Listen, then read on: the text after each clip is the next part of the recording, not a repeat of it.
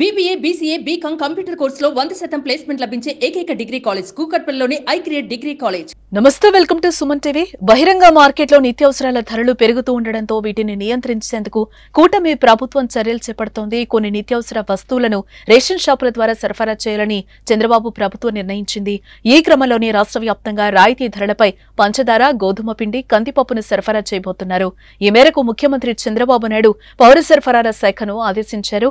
రాబోయే 3 నెలల వరకు సరిపోయేలా నిత్యావసరాలను పంపిణీ చేయాలని సూచించారు సీఎం చంద్రబాబు. ఆగస్టు నుంచి రేషన్ కార్డు ఉన్న వారికి రాయితీపై 67 రూపాయలకే కేజీ కందిపప్పును అందివ్వబోతున్నారు. దీంతో పాటు అరకిలో పంచదార కూడా ఇస్తారు. నిత్యావసర వస్తువులను ఇచ్చేటప్పుడు తూకంలో తేడాలు రావడంతో ప్రస్తుతం రేషన్ వస్తువులను ఇవ్వడం ప్రభుత్వం నిలిపేస్తుంది.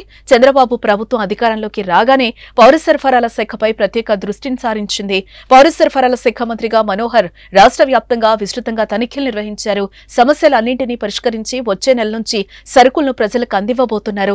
పంపిణీ చేసే వస్తువుల నాణ్యతలో తేడాలుండటం, తూకం తగ్గడం లాంటివి జరిగితే కాంట్రాక్టర్లతో పాటు అధికారులపై కూడా కఠిన చర్యలుంటాయని మంత్రి మనోహర్ హెచ్చరించారు.